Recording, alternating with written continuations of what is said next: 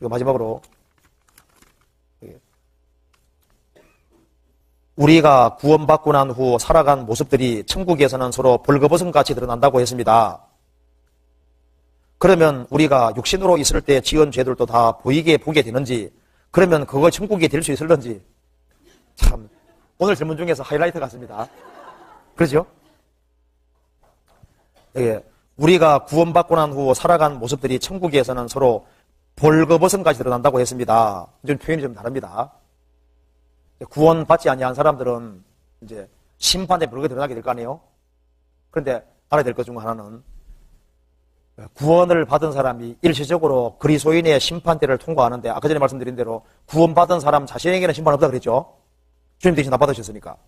구원받은 이후에 신앙생활에 대해서 불이 지나갑니다. 지나가는데 불이 지나갈 때 주님 안에서 바르게 행한 것만 남고 나머지는 다 태워버리는 거예요. 없애버리는 겁니다. 그렇기 때문에 히브리 11장 보면은, 믿음의 장 보면은 잘못한 것이 하나도 안 나와 있습니다. 그거 아세요?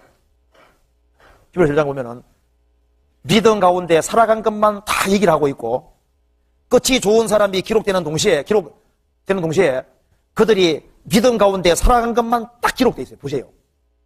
우리가 저 위에 서게 될 때 주님의 공도에 의지해서 주님 공도로 인해서 의여시 앞에 선다는 말이 맞습니다. 에베소에서 보면은 우리가 그를 믿음으로 담대함과 당당히 나아가면 된다. 당당이란 말이 헬라어의 개선 장군처럼 나아가는 걸 가리키는 겁니다. 황제가 있는 자리에 백마 타고 로마 시민이 환호성을 지르는 가운데 나아가는 것이 당당인 거예요. 우리는 주님의 백으로 인해서 천국 들어갈 때 벌벌 들고 가는 게 아니라 당당히 갑니다. 여기서 중요한 것이 있어요. 이거 한번 봅시다.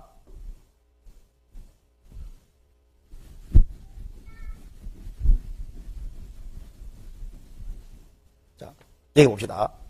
한 사람이 태어나서 70살에 구원을 받았습니다. 그리고 이제 얼마 안 돼서 천국 갈 때 주님을 기쁘게 만날까요? 불안할까요? 기쁘게 만나죠. 그럼 이 사람 한 사람은 30살에 구원받았습니다. 그리고 구원받고 난 이후에 엎치락뒤치락 하며 살았습니다. 그러다가 40년 동안 신앙생활 하다가 주님 앞에 갔습니다. 이게 구원받고 며칠 안 돼 죽은 사람이 주님 기쁘게 만나면은 그 전에 구원받아가지고 인생을 40년을 낭비하지 아니하고 살면서 엎치락뒤치락 했지만은 그나마 좀 뭔가 한 게 있습니다. 그러면은 70살에 구원받고 며칠 안 돼 죽은 사람도 당당히 만나면은 이 사람은 어떻게 될까요? 더 당당히 만나야죠. 그러잖아요. 만일 우리 과거제만 사했다고 생각해 봅시다. 그러면은 빨리 구원받아서 손해입니다. 자, 7살에 구원받으면은요, 살아갈 일이 상상한데 큰일 났잖아요. 그리고 이 사람이 30살에 믿으면은 30년 동안 지은 죄가 한꺼번에 사해지면은 일단은 늦게 구원받을수록 어떻게 되는 겁니까? 유리한 거잖아요. 그렇잖아요. 제일 좋은 것은 지금까지 지은 죄만 사했으면 죽기 직전에 구원받는 게 제일 좋은 길이 되는 겁니다. 근데 성경에서는 빨리 구원받으라고 그랬잖아요. 어느 순간에 구원받은 간에 주님이 죄를 다 처리하셨기 때문에 그렇게 말하는 겁니다. 그렇잖아요.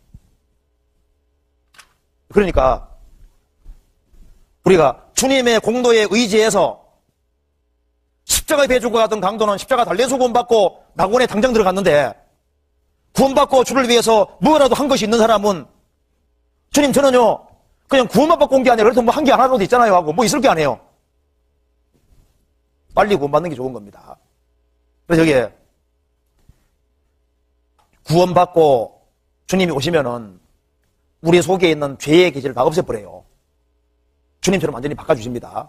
그리고 심판대를 통과해서 불이 싹 지나가고 나면은 불타버리는 건 없어지는 것이고 주 안에서 바르게 행한 것만 영원히 한다. 그래서 성경 말씀하기를 이 세상도 그 정욕도 지나가되 오직 하나님의 뜻을 행하는 이는 영원히 가느니라. 주님 안에 바르게 행한 것만 영원히 남는 거예요.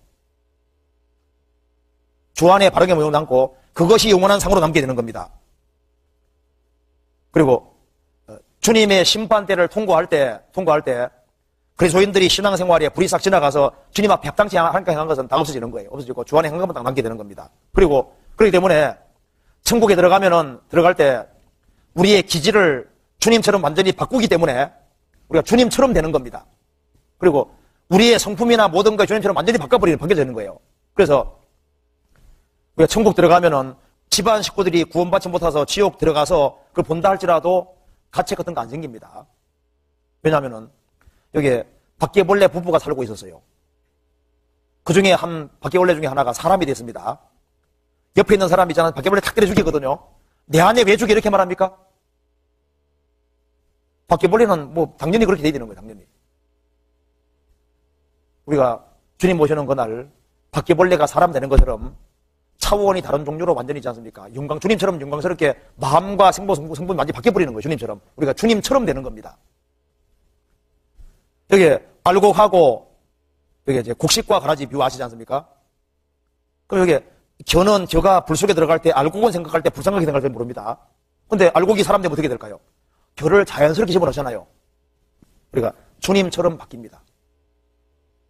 그런데 다 알아본다고 되어 있습니다. 다 알아보고 그리고 누가 날 전도했는지 다 안다고 되어 있잖아요. 우리가 주 안에서 바르게 행한 거 다 남다고 되어 있습니다.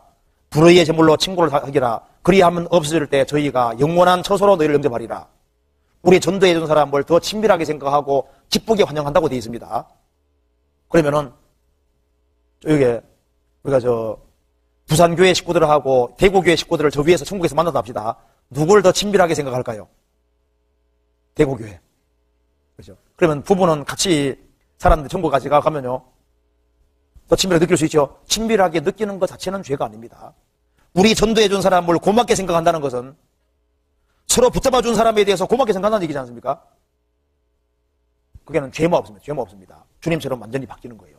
그래서 여기에 지금 이런 쓸데없는 걱정하지 말고 열심히 살면 돼요. 제일 중요한 게 그겁니다. 그런 걱정하지 말고 시간 날 때마다 부지런히 열심히 사는 게 중요하겠어요. 그렇게 하면 좋겠습니다. 오늘 여기까지 하고 마치도록 합시다. 마지막 질문이니까요. 같이 기도하시겠습니다. 은혜와 사랑이 풍성하신 하나님 아버지 감사합니다. 보배로운 피로 저희들을 구원해 주신 것을 진심으로 감사합니다. 우리의 마음과 생각을 붙잡아 주시고 주님의 복음과 주님 영광을 위해 살 수 있도록 더욱 도와주시옵소서. 저희들은 너무나도 연약합니다. 하지만 주님께서 변함없는 사랑으로 우리를 도와주시는 줄로 믿고 감사합니다.